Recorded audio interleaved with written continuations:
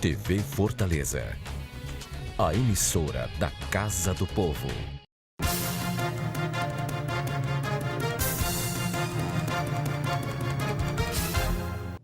Olá, amigo telespectador, estamos iniciando mais um programa Pela Ordem, na sua TV Fortaleza, canal 61.4, e na sua TV Assembleia, canal 61.3. No programa passado, vocês que assistiram foram testemunha que no terceiro bloco a gente comunicou aqui um atentado a Jair Bolsonaro. O atentado aconteceu exatamente na quinta-feira, o dia que a gente grava o programa Pela Ordem. E de lá para cá, todo o noticiário político brasileiro foi em cima do atentado do Bolsonaro. E esse atentado mexeu também com as pesquisas e com a eleição como um todo, né? E de lá para cá houve muita discussão, houve muitas coisas aconteceram, houve mudança de lugares em relação à pesquisa e de lá para cá também aconteceram 4 pesquisas. Para falar sobre isso tudo, esse caldo em que o Brasil está metido nessas eleições, e lamentar profundamente que a gente não continue discutindo ideias, mas que o próprio eleitor agora é que discute como vai destruir o seu adversário. Esse é o momento que a gente vive no Brasil. Ninguém está discutindo os nossos problemas, que são muito graves. Só para citar, são 63 mil mortos anuais, são 35 milhões de pessoas sem trabalhar, são 65 milhões de pessoas endividadas no Serasa, no SPC, o maior consumidor de crack do mundo, o maior consumidor de cocaína do mundo, enfim, são muitas mazelas, mas elas não estão na pauta, na discussão, infelizmente, dos senhores candidatos. Há uma preocupação hoje nos que estão no segundo lugar e de ir para o segundo turno, e começou, infelizmente, um ataque entre eles, e salve-se quem puder. Enquanto isso, a gente, né, vai vendo essa banda passar. O pior é que essa música dizia que a gente vê a banda passar. Quem está passando é o Brasil, né? Não é a banda. O Brasil está passando e só Deus sabe o que vai acontecer no final dessa eleição. Luiz, depois do atentado ao Bolsonaro, nós já tivemos 4 pesquisas. Houve um debate televisivo.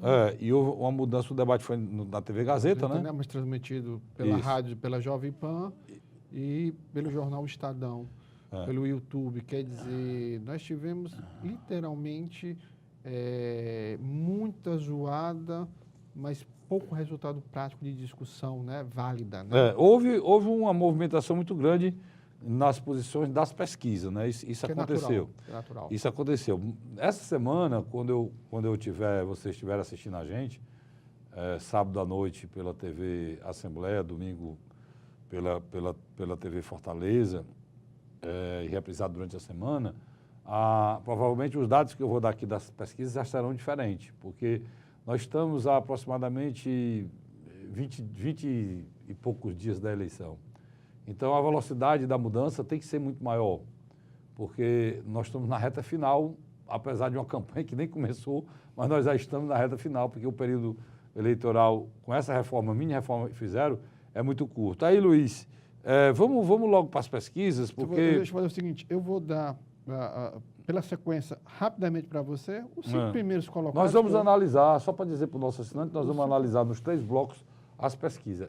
E candidato a candidato, para que você possa entender a situação de hoje. Mas deixa eu dar só os números das pesquisas. Não, vamos começar com a primeira que saiu depois do atentado, né? Pegou o final de semana, que foi a BTG Pactual. Eu vou dar os números para você no cenário simulado, os 5 primeiros colocados. O Bolsonaro saiu de 26, foi para 30. Nessa pesquisa também, Ciro Gomes cresce. E Marina Silva cai, fica com 8%. Geraldo Alckmin se mantém em 8%. E Fernando Haddad, que tinha 6%, passou para 8%. Bom, então eu faço um ponto aí. Aí deixa eu dar o Datafolha. O Datafolha foi na terça-feira. Mas só fazer um ponto aí, só para dizer uma coisa. Você já viu que isso em relação às pesquisas anteriores, houve uma mudança grande depois do atentado a Bolsonaro. Ou seja, o Bolsonaro teve um crescimento por essa pesquisa vertiginoso, saiu de 26 para 30%. 4 pontos percentuais, o crescimento acima da margem de erro. O Ciro se manteve com 12. O Ciro se manteve com 12, mas passou a ser o segundo, porque a Marina, isolada, a Marina caiu para 8 pontos. De 11 para 8. De 11 para 8, então o Ciro ficou isolado. E o Haddad também teve uma queda. De 6 para 8. Teve uma subida substancial e o Geraldo Alckmin continuou encruado na mesma posição. Vamos pegar o Datafolha. Vamos para o Datafolha. Datafolha deu. Jair Bolsonaro, que saiu de 22, foi para 24. O Ciro cresce no Datafolha. O Ciro cresce, é diferente. O Ciro não tinha 11, o Ciro não tinha 12. Tinha 9. Tinha 9. O Ciro sai de 9 para 12. Para 12. E a Marina, para 13, melhor dizendo. E a Marina cai. A Marina cai de 12 para 11. Se estabiliza aqui, de 15, me perdoe, de 15 para 11. É. Aí o Ciro aí passa a ser o segundo colocado. O Geraldo Foi Alckmin, confirmado no Datafolha, o segundo colocado do Ciro. Fica entre 9 e 10, então não saiu do lugar. Já o Fernando Haddad, que tinha 4%, foi para 9. Para 9. Então vamos lá. E a última? Não, aí veio o Ibope na quarta. Aí nós tivemos o Ibope na quarta. Só um minutinho, Carlos, por favor. Na realidade, são 4 pesquisas. Né? São 4 pesquisas. Começou com o Pactual, depois veio o Datafolha e depois vamos lá, o Ibope e agora veio... O Ibope, que foi contratado pela Rede Globo, deu o Bolsonaro com 26, na última pesquisa ele tinha 22, logo em seguida veio o Ciro com 11, e Marina Silva e Geraldo Alckmin com 9, e o Fernando Haddad na casa dos 8. Pronto. E a última pesquisa, que foi o Paraná. Vamos pegar agora. Que foi a mais recente, saiu agora. Vamos lá, Bolsonaro com 27%, porque é o seguinte, a pesquisa do Paraná, até o Carlos Frederico chamou a atenção, eles passam de diferenciais e dão um número quebrado, né? E aqui eu vou... Diga ipsiliter, o que está aí mesmo. Tudo bem. Não, pode dizer o que está aí. O Bolsonaro dá 26,6, era para dar 27, tudo bem. O Ciro Gomes dá 11,9, era para dar 12. A Marina dá 10,6, era para dar 11. O Haddad, 8,3, é 8. Tá certo? Então, isso demonstra que, literalmente, as candidaturas estão coladas uma na outra. Então, vamos fazer a análise. O Geraldo Alckmin tem 8,7, é algo aproximadamente como 9%. Vamos trabalhar com essas 4 candidaturas, que a eleição é dia 7 e não tem 5, né? não tem nenhuma mudança que diga que os que estão mais embaixo, o Amoedo com 3%, quase todas as pesquisas a mesma coisa, o Meirelles com 2%, quase todas, o Cabo Daciolo 1%, enfim, o Imael às vezes pontua, às vezes eles não vão interferir nessa avaliação da gente aqui em nada, não tem nem como interferir. O que é importante a gente dizer, e aí vamos começar por quem está em cima, é que houve uma subida grande do Bolsonaro.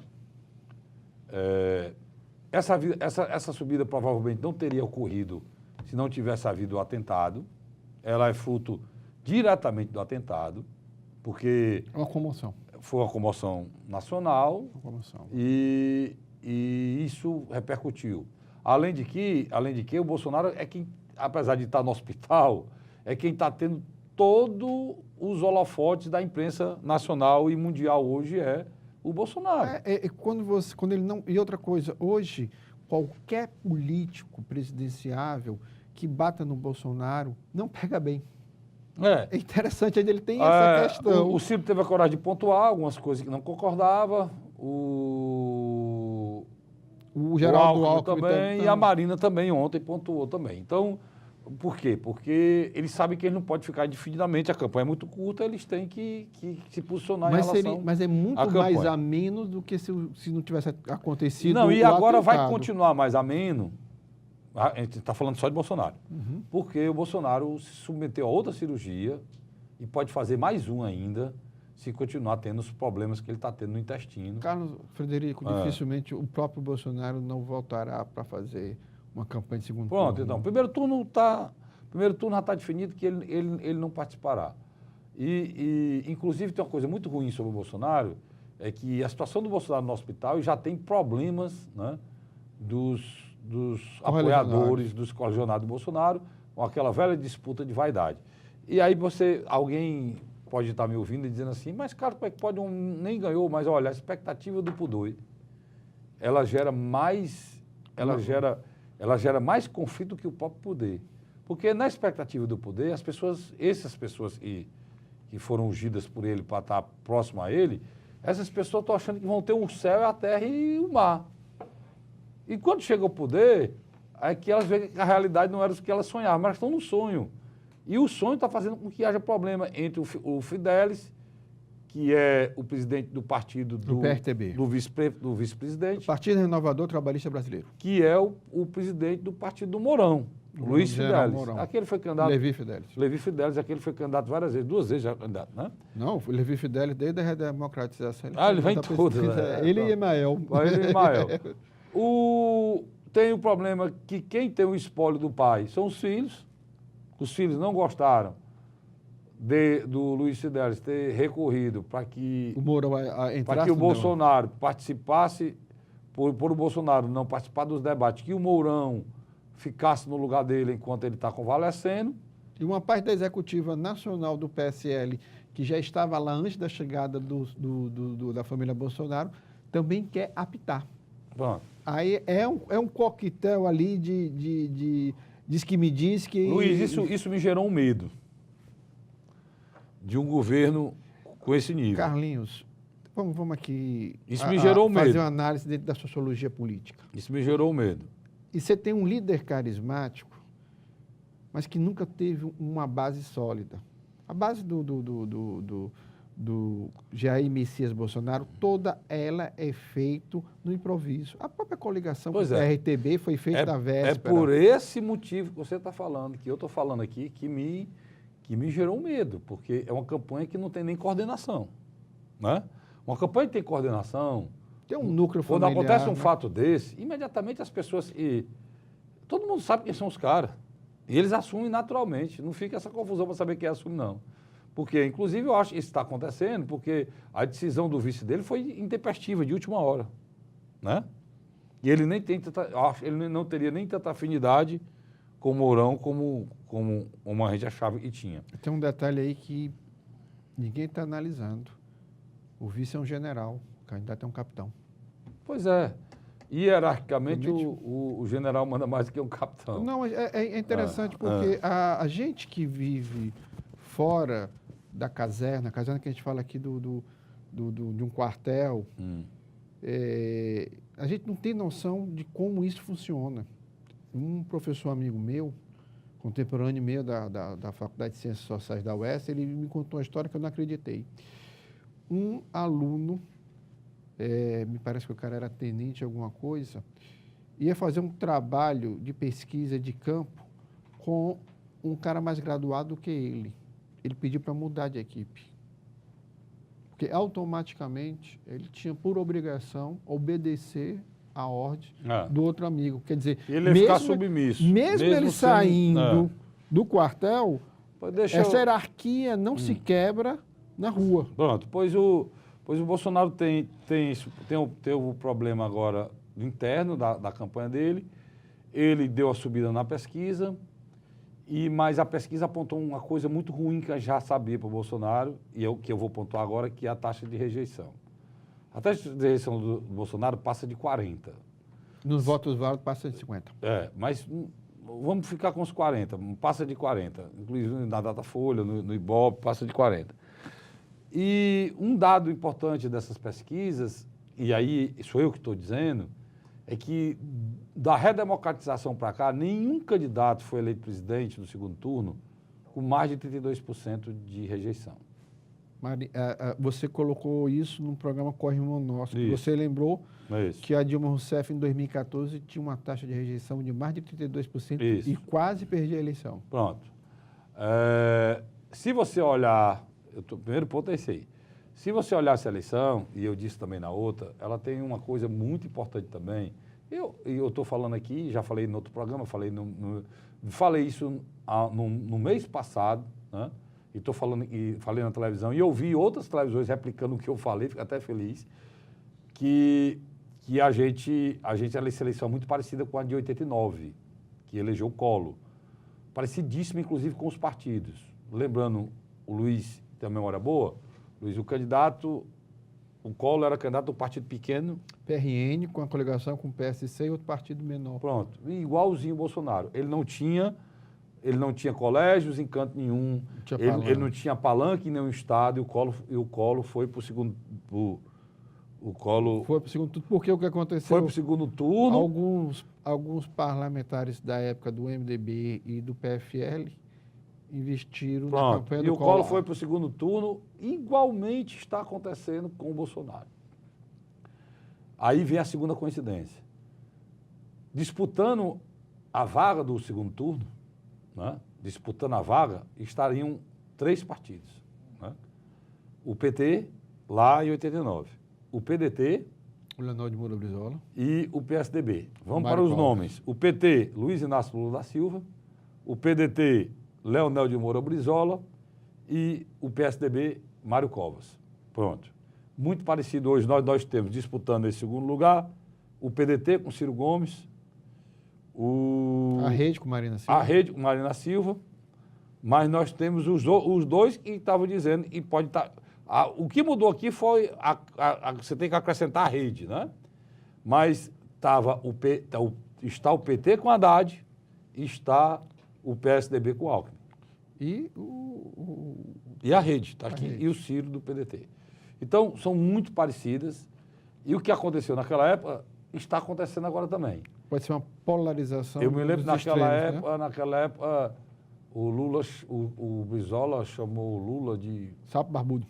sapo barbudo. Pronto. Que o Lula venderia a mãe para ganhar a eleição. Para ganhar a eleição, e começou os ataques, e por aí está acontecendo agora também aqui. E foi difícil o segundo turno. Esses dois Só partidos... só lembrando, foi para o segundo turno o Collor e o Lula. Né? Dois extremos da época. Dois extremos. E eu não estou dizendo que vai acontecer isso agora. Eu estou pedindo a Deus que não aconteça, porque existe uma diferença grande de 89 para hoje. 89, a gente estava muito ideológico, pensando muito num país diferente. Era uma democracia Todo nascente. mundo querendo uma vida melhor, porque o Brasil estava efusivamente feliz em estar num processo de redemocratização. A eleição direta para presidente era o sonho de todo mundo. Hoje, é justamente o contrário. Há uma decepção total à classe política, há um desencantamento pela política, e o povo brasileiro está com ódio, e é uma população totalmente armada, em todos os sentidos, inclusive com arma de fogo. Eu vou para o rápido intervalo e volto já já, não sai daí não.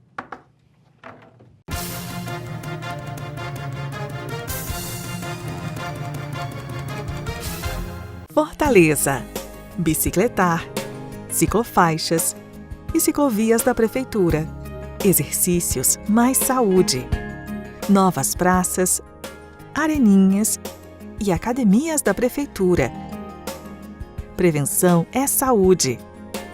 Ecopontos, combate à dengue e prevenir acidentes no trânsito.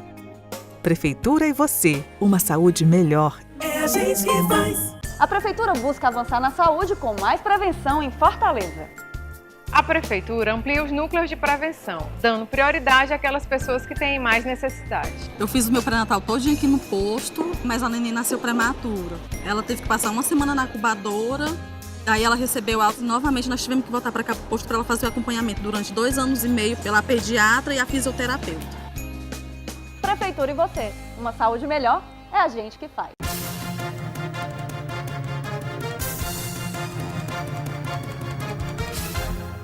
Estamos de volta com o segundo bloco do seu programa, do nosso programa Pela Ordem, na sua TV Fortaleza, canal 61.4, e na sua TV Assembleia, canal 61.3. Luiz, eu terminei falando dessa questão muito preocupante, né? Que é essa eleição se repetindo só com uns ânimos muito exaltados. Aquelas mesmas críticas que eu falei que houve em 89 estão acontecendo agora. Essa semana o Ciro criticou o vice, né? O general, chamou o general de jumento de carga, o general que é o vice do Bolsonaro. A Marina cobrou do Haddad, que agora é o novo candidato no lugar do Lula já oficializado, cobrou do Haddad explicação sobre os 3 milhões de desempregados, né? Herança da Dilma, né? Criticou também a questão da violência, né? E violência gera violência. O Alckmin falou mal do Ciro e falou mal da Marina, dizendo que os dois foram ministros do Lula, né, meu chefe? Então, o negócio começou, esse destratamento começou de uma forma terrível. Só quero lembrar, para você ver como uma coisa muito feia, que além desse não haver respeito e não discutir os nossos problemas, tem uma coisa mais séria. Eles não andam no país. Os candidatos aqui no Nordeste vieram aqui esporadicamente. E no Norte, ninguém foi em Roraima ver a situação dos venezuelanos. Ninguém foi no Amazonas, ô Luiz. Ninguém foi em Manaus, Luiz. Né?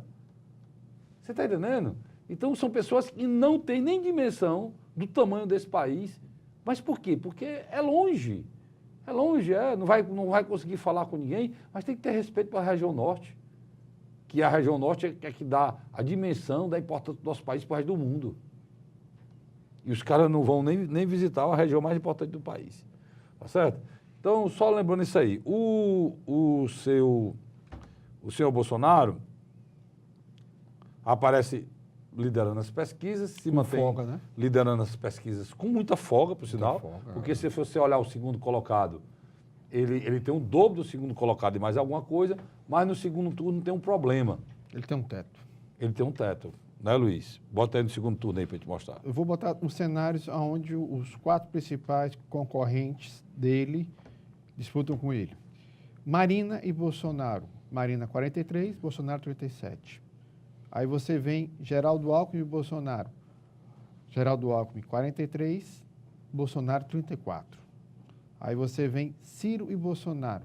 Ciro 45 e Bolsonaro 35. Você nota que é o candidato que mais põe uma diferença em relação ao Bolsonaro é o Ciro. Em todas as pesquisas, por sinal, né, Luiz? Haddad e Bolsonaro no Datafolha, o Haddad tem 39 e o Bolsonaro tem 38. Então, só para te fechar o Bolsonaro, para falar já do outro candidato, o Bolsonaro tem um problema no segundo turno. Só lembrando aqui a história, precisa para te analisar as coisas, precisa lembrar. Nas eleições passadas em que o Lula perdeu, era essa mesma situação, né, Luiz? Era, ele tinha um teto. Ele chegava e aí o teto não permitia que ele ganhasse a eleição. Ele perdeu 3, foi, Luiz? Perdeu 3 eleições, três mais eleições. 2 para o Fernando Henrique Cardoso, onde ele chegava duas com para 27. Henrique e uma para o Collor. Pronto. É. Quando foi que o Lula deixou para trás isso e ganhou a eleição? Quando fez aquela carta ao povo brasileiro e nasceu Lulinha, Paz e Amor. Você lembra? Eu lembro demais. Dizendo que era para governar para todos, para bancos, nasceu Lulinha, Paz e Amor, e ele conseguiu ele quebrou o teto, como disse o Luiz, e ascendeu e conseguiu chegar a 50% mais um e ser eleito presidente do país. Pronto. Então o Bolsonaro, se ele quiser ganhar a eleição, ele vai ter que fazer o seguinte. Primeiro, ele tem que torcer para o Haddad chegar lá. Mas é ruim para a nação. Para você ver que coisa maluca, né? Ele tem que torcer pelo candidato do desafeto dele, do Lula. Porque é o único candidato que, pelas pesquisas, ele tem igualdade ou ganha. É do Haddad. Então, ele tem que torcer que quem vá para o segundo turno não seja Ciro. Porque o Ciro é o que dá nele mais longe. Das simulações feitas aí, o Ciro chega na Datafolha e dá ele 10 pontos percentuais. 45 a 35.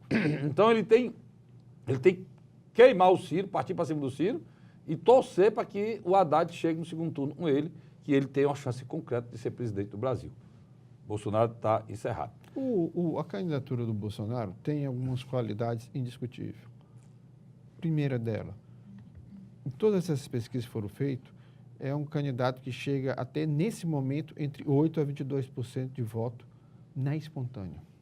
É importante tu dizer isso, sabe por quê, Luiz? Porque foi feito, tem um dado aí numa pesquisa nova, eu acho que foi a Paraná, que disse que 54% das pessoas... Acredito que ele é do segundo turno. Não, já afirmaram que não muda o voto. Sim, sem É dúvida. o maior percentual quem tem é ele. Não, você está falando é quando no questionário se fala... Se ele você vai poderia mudar o voto, se ele poderia. Não, O percentual maior dele. Chega de O eleitor 54%. mais convicto dos que estão colocados aí é o do Bolsonaro hoje. Isso sem dúvida. Então, essa é uma qualidade dele.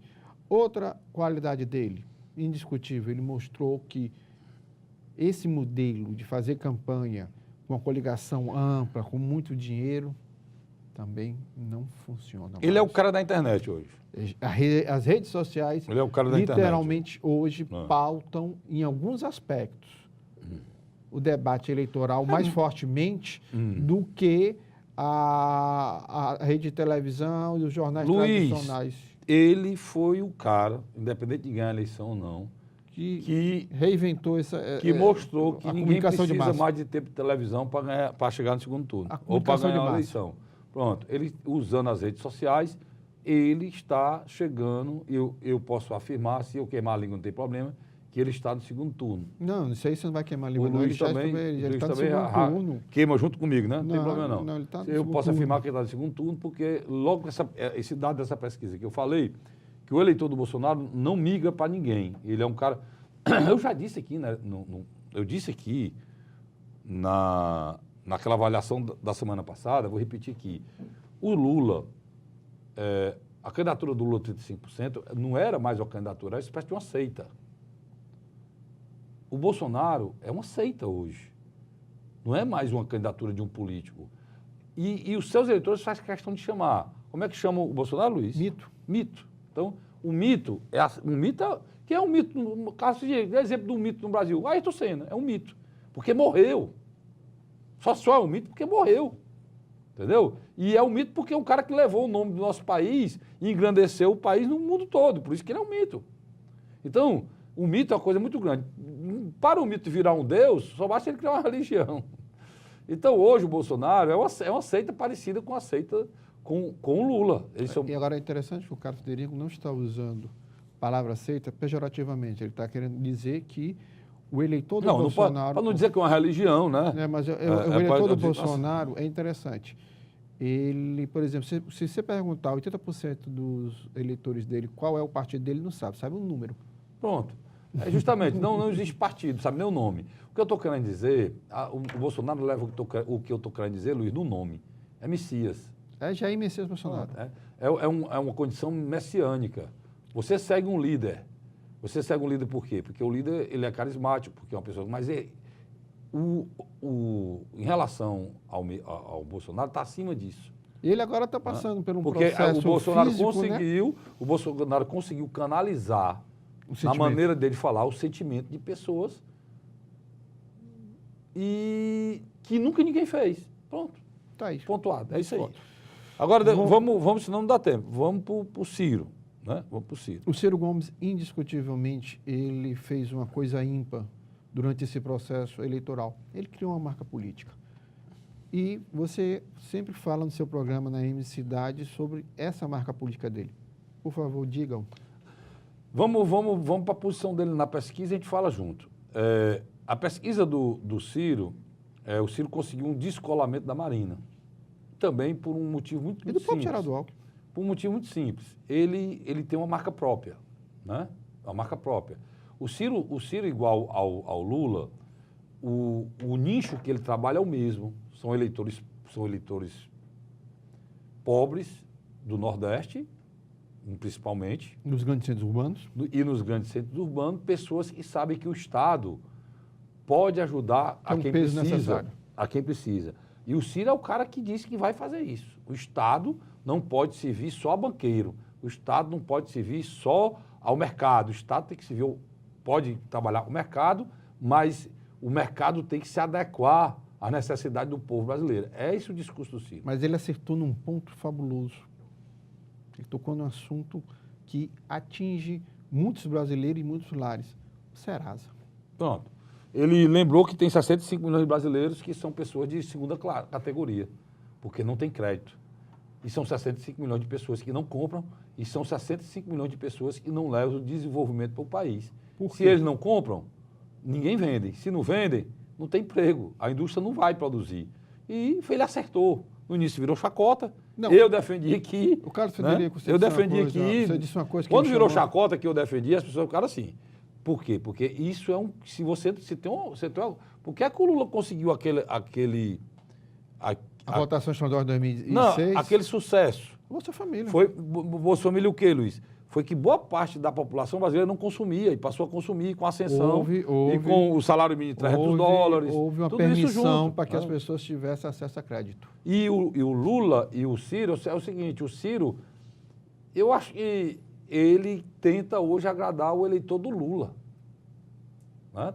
Ele tenta agradar o eleitor do Lula. E também um eleitor... Que é o mesmo eleitor dele. E também Vou dar um exemplo para você. Um eleitor de centro-direita também que não vota no Bolsonaro. Ele tenta atrair. E também a classe... Aí junta aí a intelectualidade, e acompanha muito mais o Ciro, as pessoas mais intelectuais, o pessoal de ciência e tecnologia, e também o pessoal cultural, ator, atriz, esse pessoal, inclusive a Patrícia Pilar reuniu Caetano Veloso, não sei o quê, essa semana aí, com eles lá no Rio de Janeiro. Eu estou querendo dizer o seguinte, o Ciro se descolou e tem uma coisa fundamental. Ele é o único cara que tem hoje, aí está, o poder de fogo e a coragem de fazer o enfrentamento contra o Bolsonaro. E ele está se credenciando para isso. Ele está se credenciando. A pancada que ele deu no Mourão, ele está dizendo, eu sou o cara para enfrentá-los, né? Tem gente que não entendeu, mas eu entendi claramente, Luiz. Aqui dali é uma atitude de marketing. É porque ele quer recuperar a figura da autoridade do poder central. Isso. Que ninguém está debatendo isso. Que o Haddad não tem esse perfil. Aí você está entendendo, o cara que vota no Lula, que acha que o Estado brasileiro precisa ser gerido para as pessoas, ele não vê, ele precisa de uma pessoa que faça o enfrentamento contra o inimigo. Que é o inimigo? O mercado financeiro. E é o projeto do Bolsonaro. interesses, É o projeto do Bolsonaro. Então, para se fazer isso, a pessoa tem coragem. O cara que está tentando se credenciar para isso é o Ciro.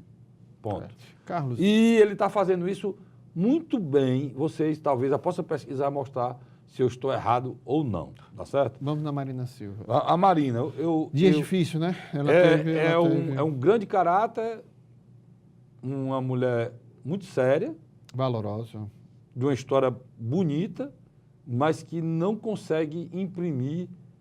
uma marca política. Pronto, é isso aí. Ela não tem. Ela se tornou. Ela tentou ocupar um espaço no centro, mas nem os eleitores de centro-direita e centro-esquerda conseguiram compreender o que ela fala. A grande verdade é essa. E para piorar a situação, eu disse para você há 3 semanas atrás, aquela pegadinha do Bolsonaro sobre o aborto entre o público e o evangélico funcionou. Houve uma perda do público evangélico que votou nela em 2010 e 2014. Bom. Pela identificação social em relação ao status dela de ser alguém ligado a igrejas protestantes. Já nesse momento, o que é que eu vejo? E aí, de novo, eu vou voltar a palavra a você.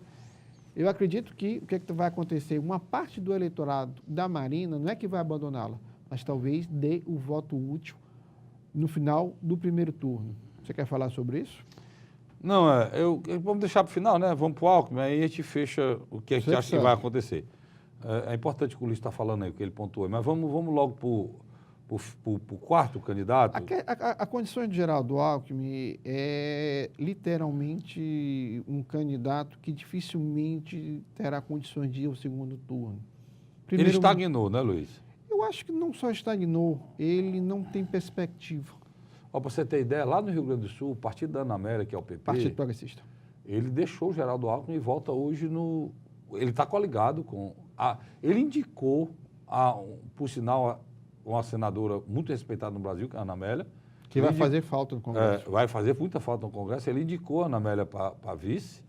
E o mesmo partido que indicou a Ana Amélia para vice hoje largou a candidatura dele e dela e está apoiando o Bolsonaro. Como é que pode isso? E outro detalhe, o Valdemar Costa Neto já autorizou os deputados federais do Partido Republicano a votar no Bolsonaro e fazer campanha para o Bolsonaro.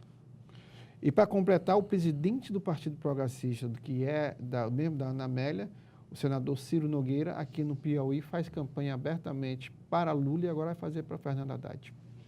Quer dizer, você nota que a situação dele... Muito difícil, não conseguiu decolar, postou na televisão, a televisão não deu o que ele esperava, ele também não tem empatia, né, Luiz? E fez uma campanha equivocada. Eu acho que foi muito colocada aquela história de picolé de chuchu. Eu nunca comi picolé de chuchu não, mas deve ser ruim demais.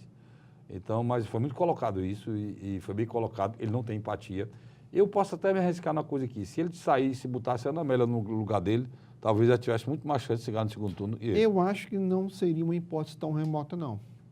Não seria algo tão... Você acha que pode acontecer? Sim, se você fizer pesquisas internas, tanto qualitativa quanto quantitativa, e se ver se a Ana Amélia tem condições... Pronto, pois agora, o momento já de pegando mudança... o gancho da Ana Amélia, eu vou puxar aquela tua história. Tu acha, Luiz, que num afunilar, agora no término final, para a gente saindo do mês de setembro, entrando para o mês de outubro, o eleitor, ele diz o seguinte: eu voto no Amoedo, eu voto no Meirelles, eu voto na Marina, eu voto no Alckmin, e ele vai dizer, eu vou perder meu voto, não. Ele começa a se definir para tentar ir para o Ciro, que está em segundo, ou ir para o Bolsonaro, que está em primeiro. Você acha que isso pode acontecer? Que vai acontecer? O eleitor da Marina, por exemplo, ele jamais votaria no Bolsonaro. Ele pode migrar para o Ciro? Do exemplo claro. Eu e você não temos bolas de cristal.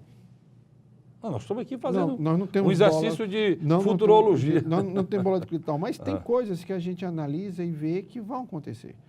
Qualquer uma das pesquisas dá a entender que esse crescimento do Haddad vai continuar. Eu não sei se no mesmo ritmo. Nós vamos falar dele agora. Vamos falar dele agora. Não sei se é o agora. mesmo ritmo, mas há uma tendência de ele estar nas próximas pesquisas na semana que vem, e quando a gente estiver discutindo, ele está disputando com o Ciro a segunda colocação. Pronto, deixa eu só pontuar aqui. Agora nós estamos falando do Haddad.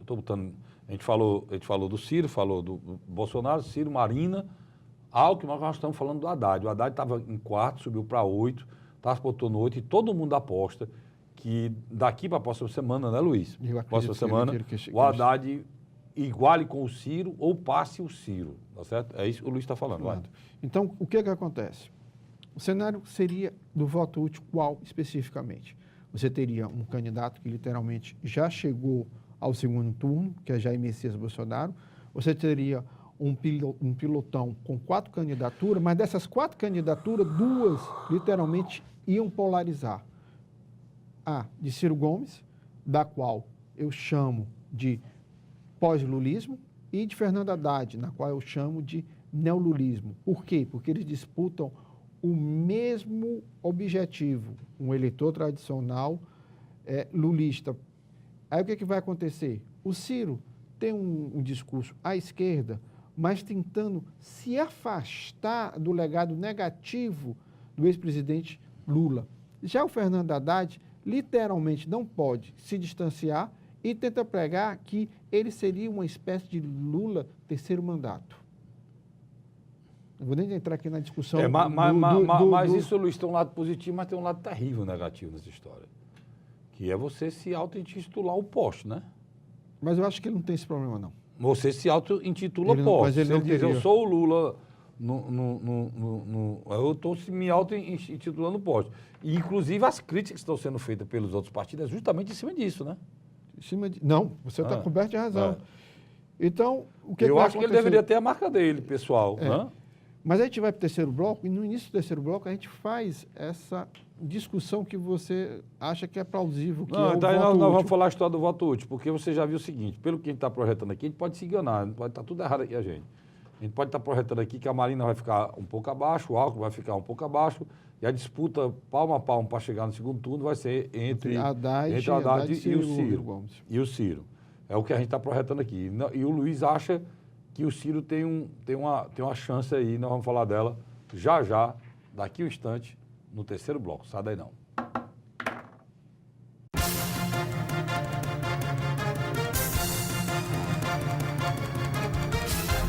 Fortaleza, terra de gente forte, que sabe vencer, que chega junto, determinada e acolhedora.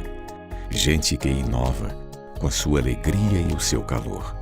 Fortaleza de lutas e vitórias. Gente solidária e carinhosa.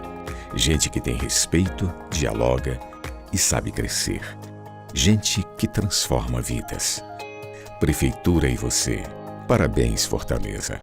Investir no social é a melhor forma da Prefeitura ajudar na segurança de Fortaleza. Amplia o tempo integral com a reforma de escolas, Rede Cuca e novas escolas modelo.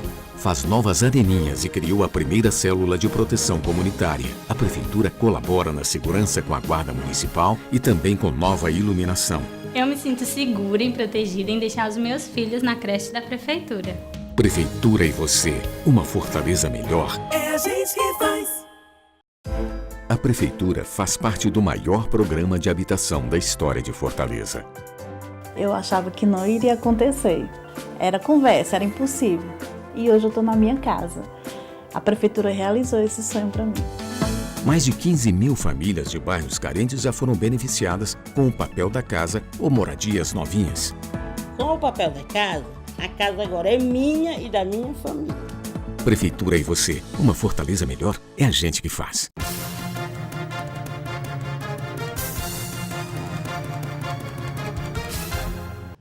Estamos de volta, o terceiro e último bloco do seu programa, do meu programa, do nosso programa Pela Ordem, na sua TV Fortaleza, canal 61.4, na sua TV Assembleia, canal 61.3. Luiz, vamos para a história desse voto útil. Você está deixando curioso o povo aí com a história desse voto útil.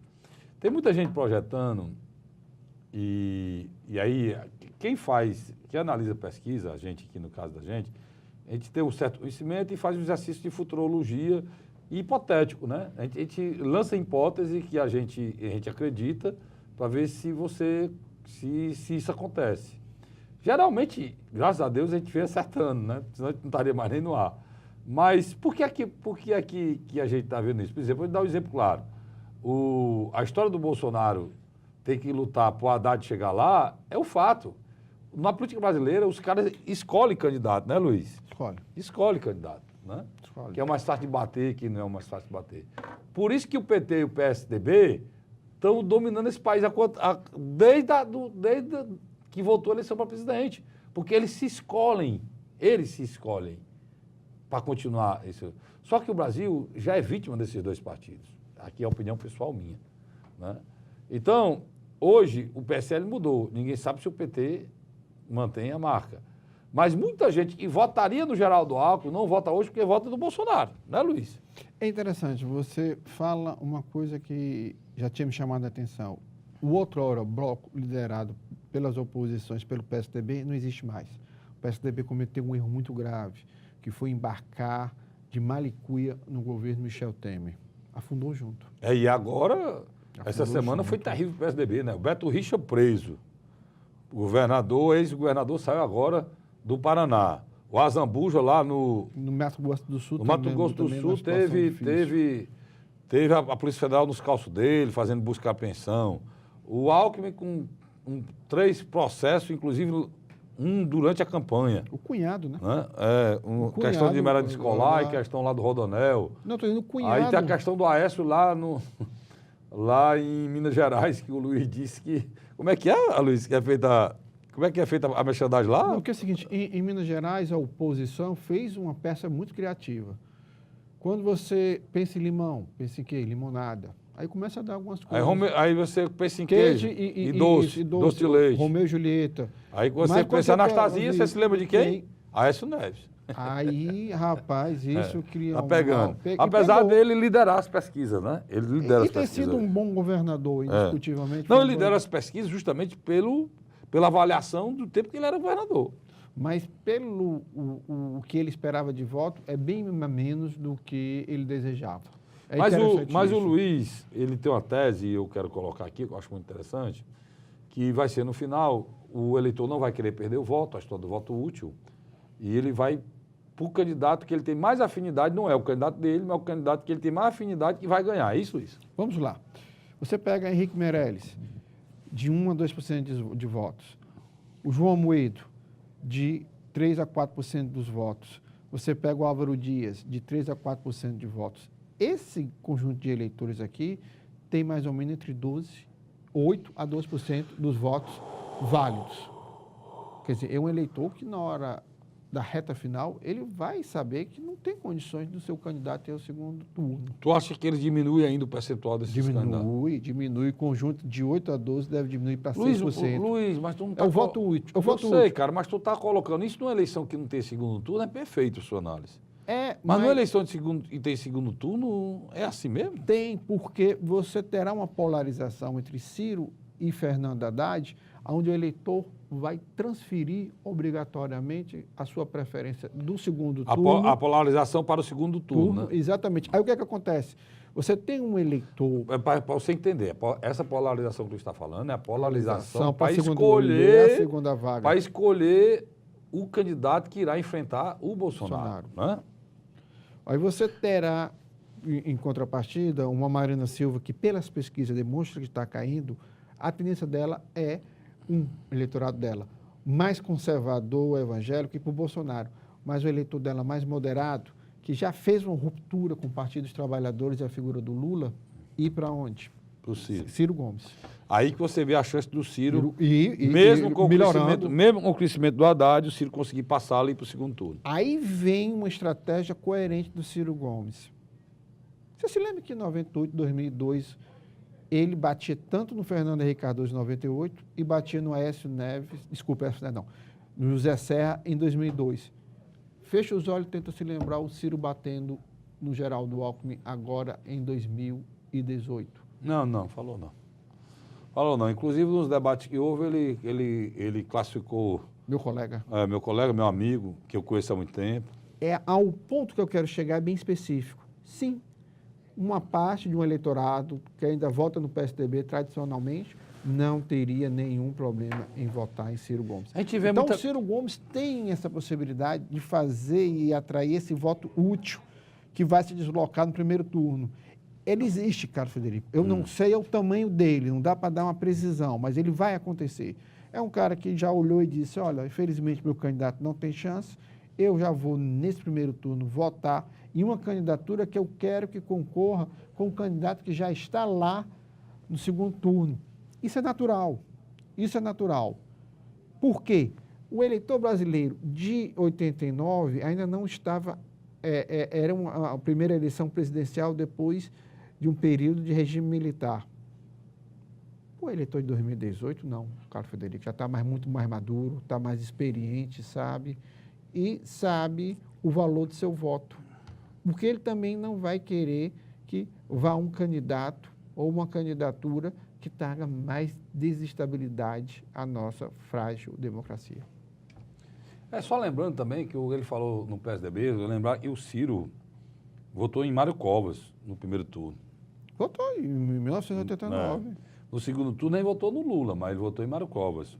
Ele tem afinidade com... Né? Ele foi do PSDB. Ele fez crítica explícita ao apoio dado pelos tucanos ao petista, que acabou perdendo para Fernando Collor em 1989. Em 89. Em 94, o Ciro ainda era tucano e defendeu a campanha vitoriosa do Fernando Henrique Cardoso. Que, na minha avaliação, faltou ali um bom senso, Fernando Henrique Cardoso, não ter mantido ele no Ministério. Em 98 foi que ele foi candidato a presidente pelo PPS. Saindo em 97 terminou do PSDB. Atrás do FHC, que Lula. foi eleito no primeiro turno. Quando em 2002. 4 anos depois, ele voltou a concorrer ao Planalto pelo PPS e ficou fora do segundo turno. E apoiou o Lula. Esta foi a primeira vez que Ciro decidiu apoiar o PT publicamente. Depois saiu em defesa da Dilma em 2010. Então, para quem pensa... é por isso que eu digo as coisas, o pessoal me diz, mas tu tira isso. Está aqui, eu estou lendo a história do presidencial Ciro Gomes. Ele tem admiração pela figura que, mais pelo que foi feito pelo Lula pelo Nordeste. Certo? Mas por que é que o PT jamais apoia ele? Porque o PT sabe que o Lula não... Mas, Carlos... Que o Ciro não tem identidade com o PT. Né? Às vezes as pessoas não sabem ficar querendo colocar, ele tem uma afinidade com o PT pelo que o Lula fez com o povo nordestino. Quer ver bem claro, Luiz? Sem dúvida. Cisterna de placa, energia, ProUni, Bolsa Família, entendeu? A parceria do governador Cid Gomes com o primeiro mandato com o Lula, o segundo mandato do Cid com Dilma Rousseff. São atitudes de gestão que eles têm afinidade, né? Mas politicamente é complicado, porque o Ciro, inclusive, transferiu o título uma vez para São Paulo.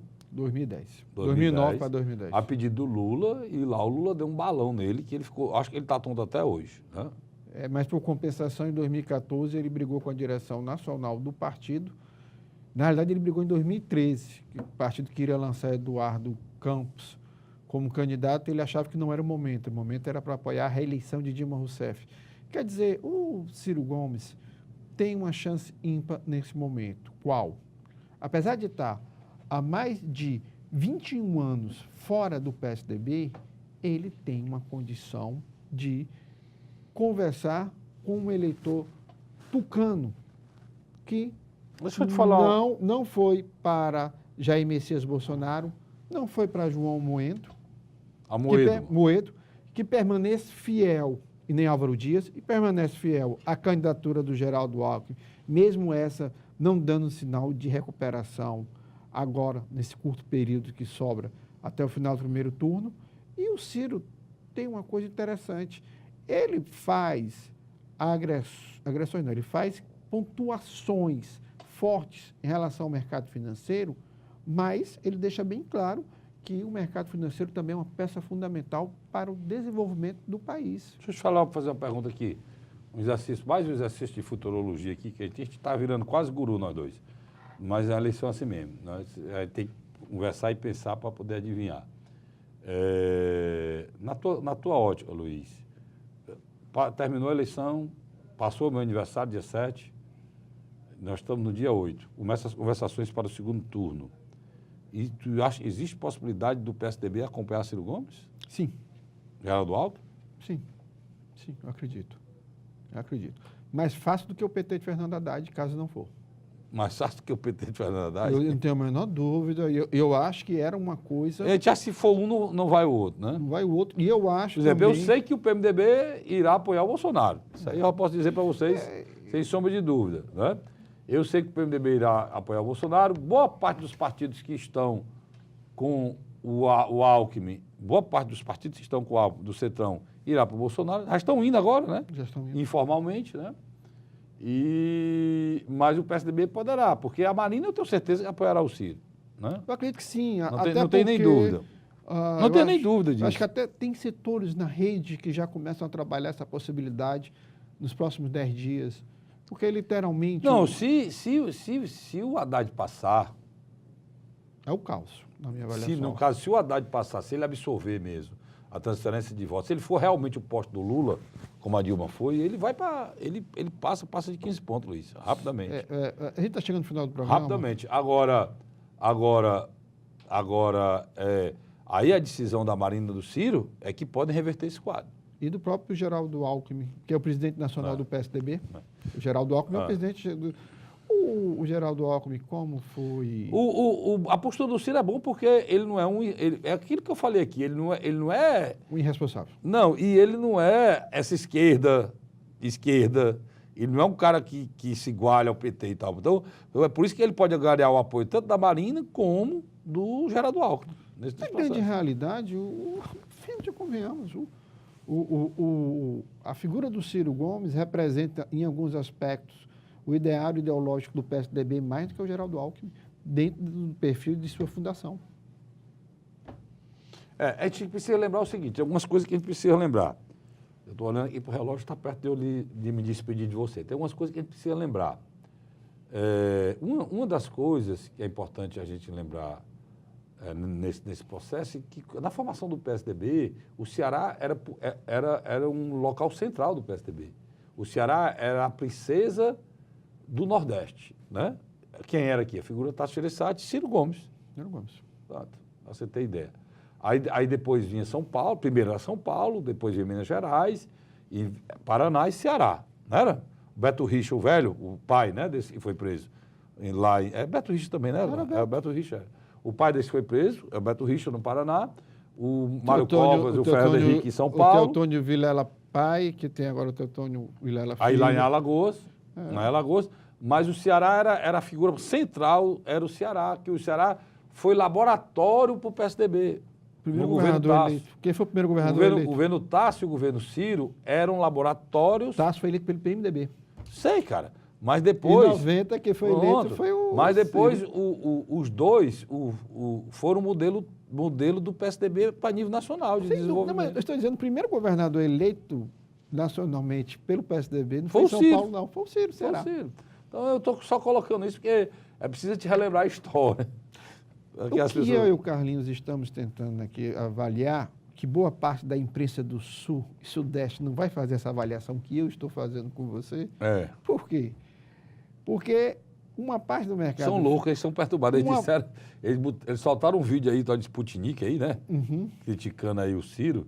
E no Ciro eles disseram, e o pai dele foi eleito prefeito de Sobral em 1890. Eu vi. Aí, meu irmão, é muita loucura, é muita mentira, muita doideira. Mas né? para finalizar aqui, Carlinhos, o que eu e você estamos tentando antecipar num debate aberto é que, na minha avaliação, o PSDB nacional e a rede nacional, eles, daqui a 10 dias, vão avaliar e vão começar a criar as pontes para discutir com o Ciro Gomes, caso esse demonstre ter capacidade de chegar ao segundo turno.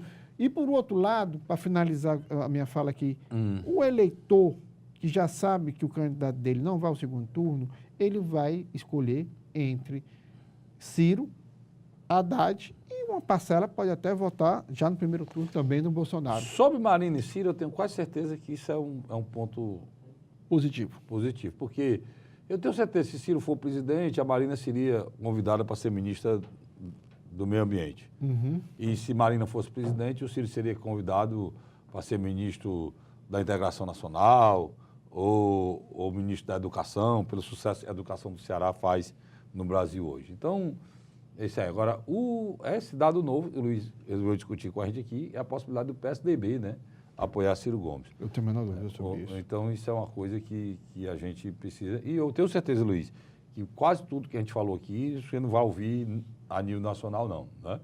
A gente analisa, a gente olha, a gente tem todas as pesquisas, a gente acompanha todos os movimentos e vai continuar tentando levar para você aqui os bastidores do poder, né? Mas principalmente a avaliação correta do que está acontecendo no nosso país. Tudo isso que a gente falou é eleição, mas eu continuo lamentando profundamente que os meus problemas, os seus problemas, os problemas do nosso país não estão sendo discutidos como eles teriam obrigação de discutir diante do caos que a gente vive hoje no nosso país. Luiz, obrigado. Eu que te agradeço. Obrigado pela presença aqui.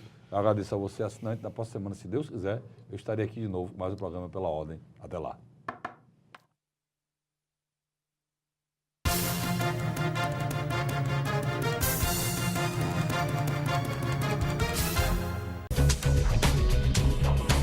TV Fortaleza, a emissora da Casa do Povo.